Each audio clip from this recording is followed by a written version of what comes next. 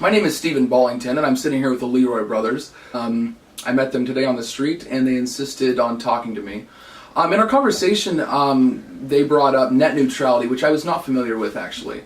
And after a heated debate and a few swings and misses, the brothers have settled down enough and have come together to work out their differences. So, Elroy, in layman's terms, or if you can go a little lower than layman's to get on my level, so I can understand, go ahead and explain first what net neutrality is, and just to start getting into why you support it. Okay, so in the purest sense, the internet and the web, as we know it, was created to be an open source project. It was created to be so anyone could access, and it was a totally free environment. Can you tell us what open source means? No. I'm just asking for the uncopyrighted and able to edit source code. So the creators, Vinton Cerf and Tim Berners-Lee, they were the creator of Internet Protocol and the web.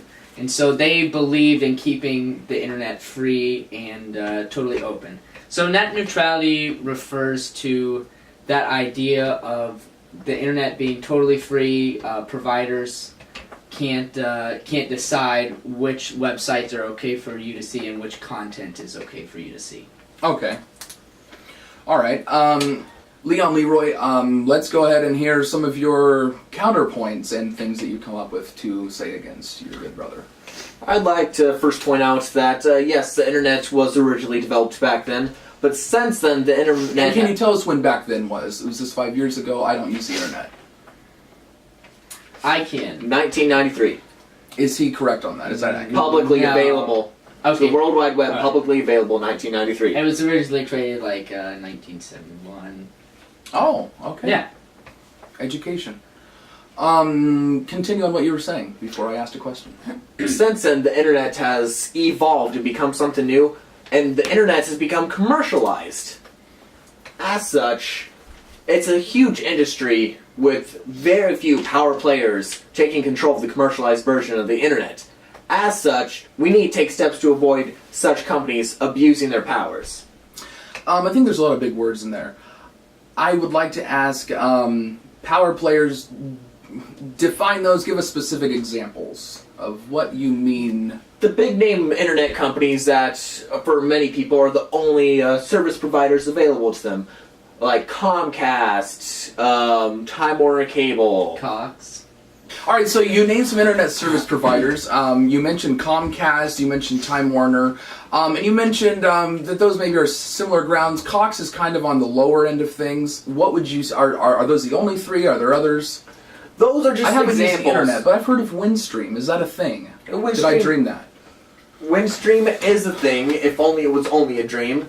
But the thing is that not all these providers are valid choices for people across the entire country. Many people only have choices between 2, maybe 3 at the most internet service providers. It's a very, very limited market. Okay. Why are there not more? What the hell?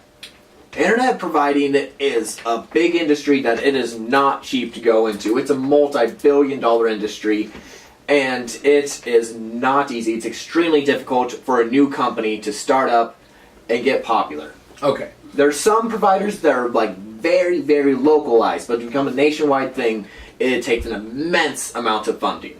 Okay, because you have to buy a lot of internet first. Okay, so Elroy, to what Thomas just said, and hopefully you heard, say something against that. Okay, well...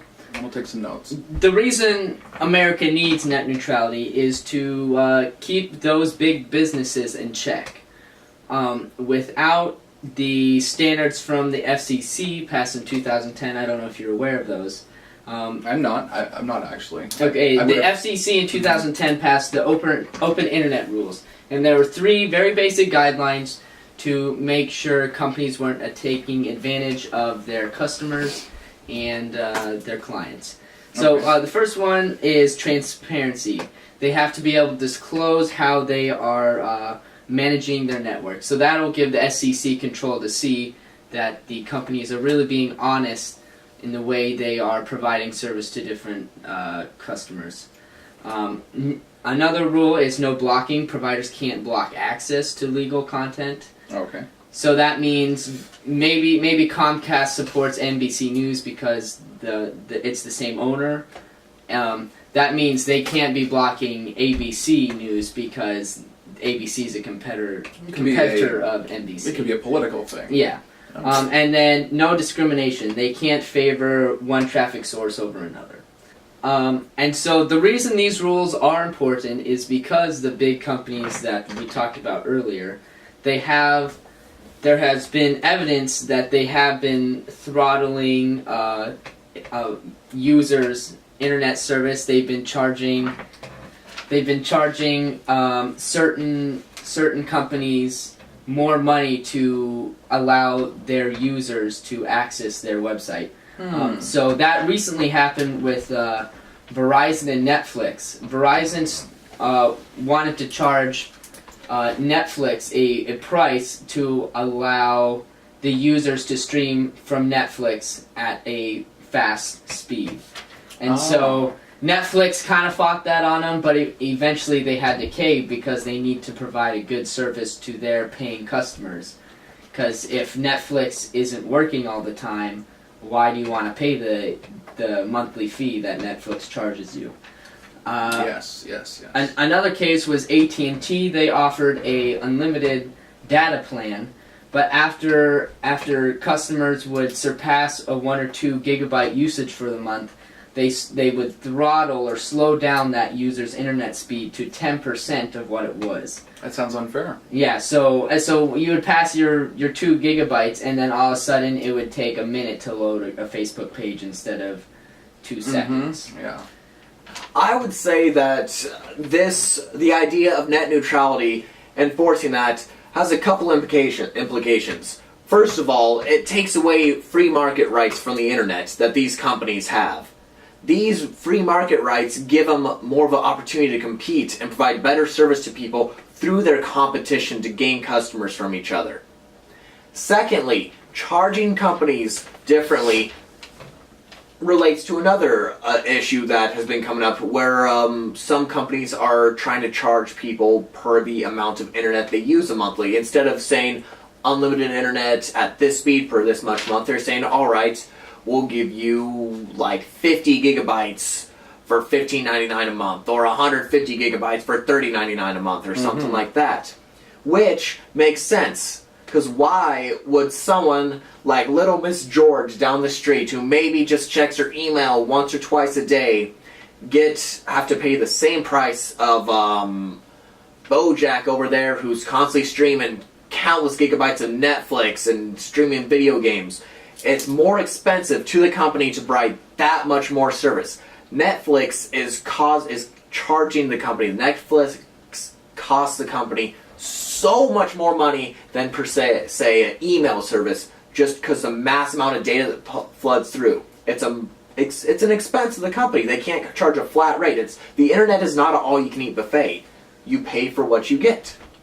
So it's kind of like the way I pay for water every time I flush the toilet after whatever the hell I do. That would be... That's a fantastic example. If there's a flat rate, what if you just, you flush your toilet, when you're done using it, but Bojack down there, has a little... Now he does do that. Bojack, let's say he's flushed his toilet all day. Guess what? Both prices, your price and his price, you pay the same amount under that net neutrality. You pay the same flat fee, even though he's using way more water than you and causing both your prices to rise. Like you said, I do understand that little Betsy down the street that only emails Little twice a George. week. Yeah, okay.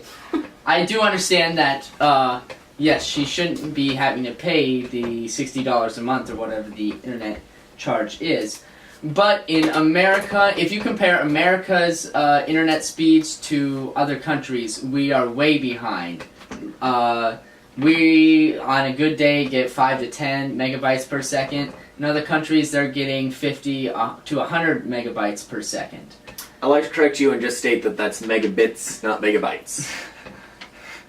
Factor of 8. Okay, yes, you. And so part of the reason is there is not a whole lot of competition going on in America.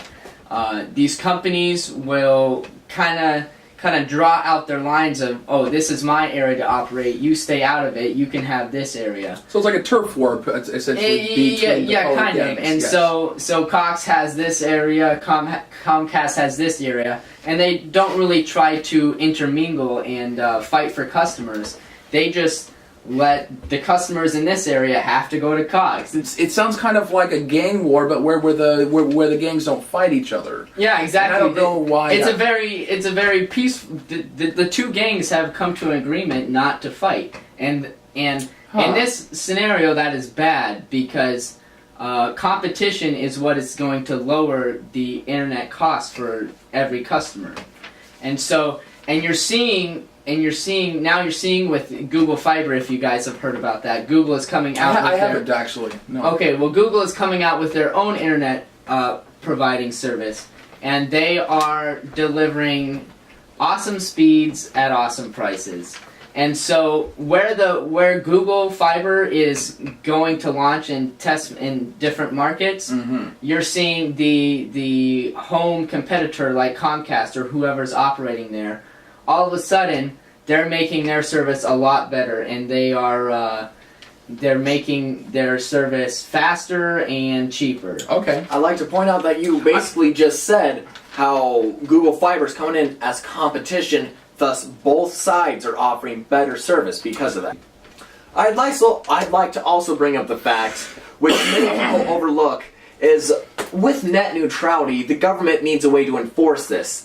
And the way to enforce this, I believe, is a violation of privacy rights. They need to enforce by being able to plant, technology around to observe the internet providers and basically see where traffic is coming from, what kind of traffic is going through, and basically invade traffic. Now, internet regulations, also the Fourth Amendment, the rights to privacy, mean that the government should not be able to look into our private internet data being traveled throughout. That is anonymous, that is private, that should not be able to be just looked into by the government.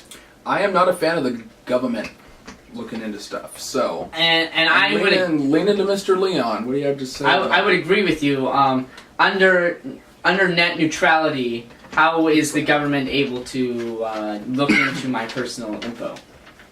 How the government needs... the government needs some way to keep tabs on these different internet service providers through net neutrality, and they can't just go on a trust system here. They basically need to observe the traffic and what information is coming. They basically need to observe the traffic to make sure there's not blocking and throttling to specific IPs and places. And to do that, they need to see where the information is coming from, where it's going, and the type of information, which I believe is an invasion of privacy. That's why I don't use the internet. But I am still very concerned with these modern issues. Continue.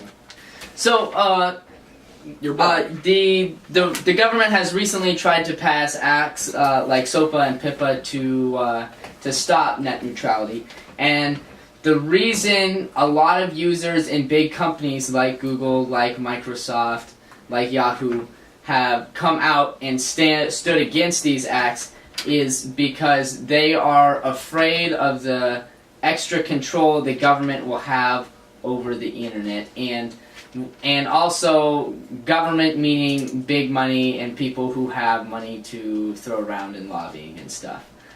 That all sounds like a lot of bad stuff, and I appreciate your point, and I think you can leave my house. I side with him. Net neutrality is a good thing. That's right. Get your sweet bottom out of here. What? Thank you guys so much for watching. It was sort of like a little debate about net neutrality. I kind of wanted just to educate you a little bit more about what it is. Net neutrality is a good thing, and that if it's not heeded, it's going to pose a lot of problems for the government. And I just hope that you come out of this a little bit more educated, and that... Thanks for watching!